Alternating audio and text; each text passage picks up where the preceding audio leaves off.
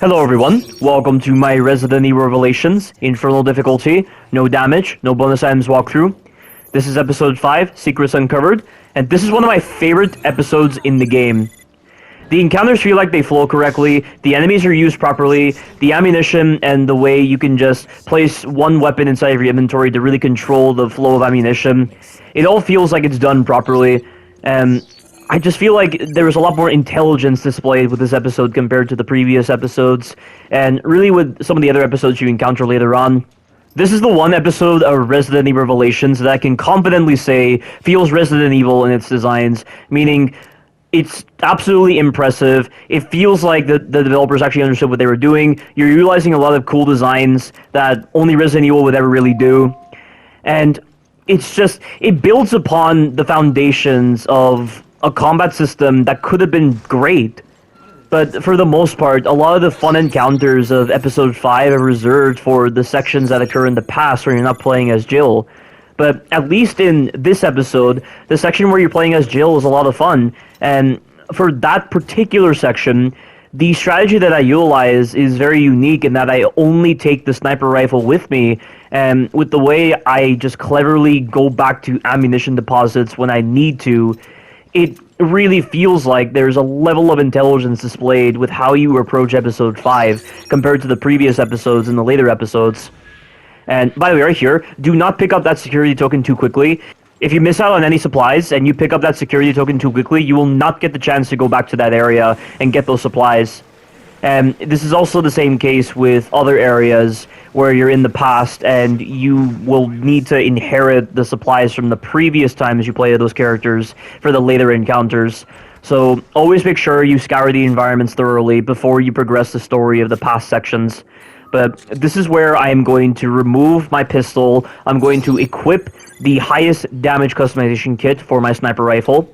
And using the sniper rifle, I will be able to clear out any enemies that might potentially serve as a threat, and they will die very fast. And we're going to be introduced to one new enemy coming up that proved to be quite a nuisance. And this enemy can get properties that don't make any sense. Like, when it starts attacking you, it is completely resistant to any stuns. You cannot stun that enemy out of any kind of attack animation unless you end up killing it. Like, I tried countering that enemy with my knife, but it doesn't work. And that enemy is called a sea creeper.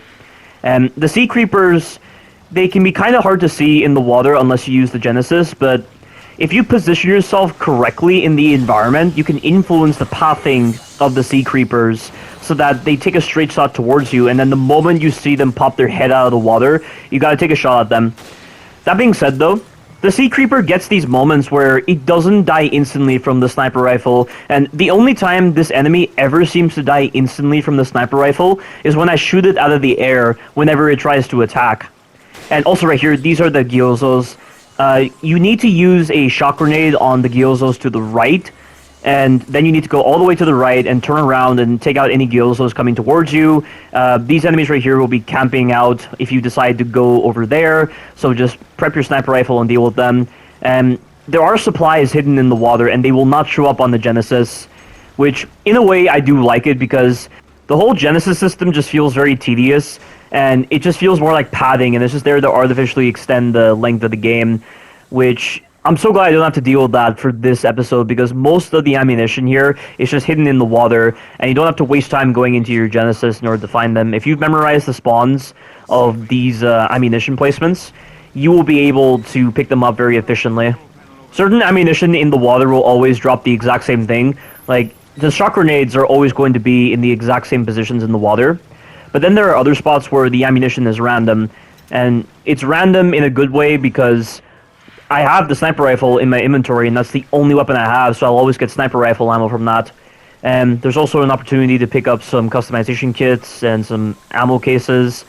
And there's also an optional area you can go to that allows you to get a machine gun, but I choose to skip it because I don't really find the machine gun to be that useful, and we already get a free machine gun and a free shotgun later on when we reunite with Chris on the Queen Zenobia. And also right here, this is a sea creeper encounter. You see that? He did not die instantly. And that right there, he died. And there's one behind you, so be ready to kill this guy. You've got to kill that first guy quickly before you deal with the one behind you. And do not progress too far into this room because there's a third sea creeper that spawns. But you see that just then? That was a direct hit to its underside. It should be dead, but because he wasn't doing an attack animation, I didn't shoot him out of the air. He survived. I don't know why this Sea Creeper just gets these very strange properties with it. And later on, the Sea Creepers just serve more as an obstacle than actual threats, because in the swimming sections, when a Sea Creeper grabs you underwater, you are able to just shake it off and just kill it instantly, and it doesn't do any damage to you. The only thing the Sea Creeper does is drain you of your oxygen a little bit faster than usual, but it's not too much of a threat, which I'm glad. And it's cool that you get to instantly kill them.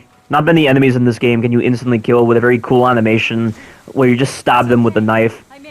But we're just going to be turning off some more valves. Eventually, when we get to the part where the cog is, a bunch of ooze are going to spawn, and they will populate the hallways. And alongside the normal ooze, there will also be the tricorn ooze, which are the ranged ooze, and there are also going to be some sea creepers. And just memorize the spawns, and you'll be fine. The game kind of forces you to take one specific path because of the way the enemies are placed, but it doesn't matter. As long as you get rid of them, you'll be fine, and you can just backtrack through that hallway safely. But we're now going to head over to where the cog is, and this right here, I paused right there because I was a little confused as to where to go initially, and I thought I missed out on something, and I'm going the wrong way right here. You're supposed to turn around and head back this way. This room here doesn't have any enemies, but in the next episode, there will be enemies, so you gotta bear that in mind. And right here, this is where the normal ooze is going to spawn, so get ready to deal with them. There's 2 ooze that can actually spawn in this room here when you're trying to get the cog. So that right there was very close, but thank God I was backing up. If I wasn't backing up, I was done for. But there's the cog, and do not go for the valve immediately because another ooze will spawn when you get near the valve. There's also some shotgun shells in here. And there we go. And the ooze is going to spawn on my right the moment they get near the valve, so I'm just going to take care of it. And when I turn the valve, that's when the other enemies are going to come around. And you can see right here, the sniper rifle is just a devastating weapon when you have the right customization kits for it. Like, it's definitely the most powerful weapon in the game. I mean, you could say the rocket launcher is, but the rocket launcher is just a one-time weapon, and it's only used in one, or rather 2 specific episodes, which is just the second and last episode and the final episode, so it's not really classed as a weapon, I would say. If it was a weapon, you'd be using it throughout the full game, but you're not. So that's why I consider the sniper rifle to be the most powerful weapon in this game, because you use it for a vast majority of the game, and it's just such a reliable tool. It's so good. And this right here is a room that has 1 Sea Creeper and 2 of those tricorn ooze. So stay right here and take care of the Sea Creeper, and then take out these tricorn ooze. Make sure you do not go too far away, because you'll get shot easily by the one that's behind you. But there we go. From here, you'll want to take the path to your left rather than the path to your right. Obviously, this is the better path because it's in direct line of sight with where you need to go in order to use this cog, and there aren't that many enemies. There's just a couple of these ooze here and then a Sea Creeper. And watch this. This is what I mean when I say I'm able to instantly kill this enemy by shooting it out of the air. You see that? I instantly killed it. I don't mind that design at all. I think it's a really cool design, but it's hard to really consider if it's actually a unique design with this enemy or not, because this is a game that's all about arbitrary damage values. So maybe what happened was because he was in the air, I somehow multiplied my damage, but it's probably not intended. Like, if this was a game that was built with Resident Evil 4 designs, like, you know in Resident Evil 4, when the Novicidors are flying, and you shoot them out of the air, they die instantly? That I can consider a unique design in Resident Evil 4 with an enemy type, and it's one of the coolest design choices ever with an enemy, and I can consider it as such because Resident Evil 4 is not built around arbitrary damage values. It's built around intelligent use of your weaponry to deal with enemies in very specific moments. The special mechanics of Resident Evil 4 are not dependent upon arbitrary damage values. They trigger under very unique circumstances, and recognizing those circumstances is one of the main charms of Resident Evil 4, and the games that follow its kind of design mentalities. But with Resident Evil Revelations, with that kind of design with the Sea Creeper, I don't know if that's actually a special mechanic. I don't know if I got that because of a special kind of circumstance I shot that enemy in, or if it was due to an arbitrary damage value. And if it was due to an arbitrary damage value, then its role as a special mechanic is severely diminished. And that's why I don't consider that to be a special mechanic. And I'm probably looking too deep into this because it's not that impressive of a mechanic. Because, I mean, I'm using a high-powered sniper rifle to get that kind of reaction, so it's not that important. So maybe I shouldn't be dwelling on that at all. And I'm going to stop right there. And this is my favorite part of episode 5, when we play as Grinder in this section and we're dealing with the Farfarellos. However, we have to fight these dogs right here, but I'm not going to fight them. I'm instead going to dodge one dog, and I'm going to try to dodge the white Fenriers. The black Fenriers are annoying in the sense that they have the ability to engage their jump attack at a further range compared to the white Fenriers, so timing it is very difficult. But with the white Fenriers, they have to kind of get close to you in order to do the jump attack, and since they're close, the dodge just has better detection. And because I dodged, the enemy AI was turned off for the Fenrir, so they didn't try to attack me, and that's what I was relying upon. And this right here, this is one of the best encounters in this game. This is a Resident Evil section right here. This is not dependent upon arbitrary damage values. These enemies are a lot of fun to fight. There are a very specific kind of circumstances that you can shoot these enemies in to get a really cool design. The encounter doesn't drag on for so long. The number of enemies used in this section right here is perfectly complementary to the survival horror nature of this game. Survival horror games typically favor designs where you're not fighting too many enemies, and they use just the right number of enemies to make the encounters memorable and fun, and not overstaying their welcome. There's just the right amount of Farfarellos to make the sequence so much fun. And the Farfarellos are a fun enemy. They're a slower version of the Hunter, and they can go invisible, but there are some cool designs with this enemy. Like, for instance, when you stun a Farfarello at long range, if you see it go invisible immediately when it starts moving, it means it's going to start walking, or it's going to start jumping, but not really jump to a position where it's close to you.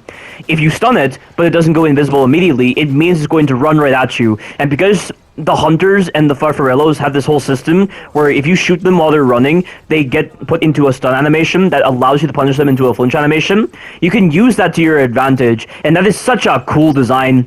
And as I'm going to say it again, this section is not dependent upon arbitrary damage values, because there aren't any like customization kits and RPG designs getting in the way of these kind of special mechanics.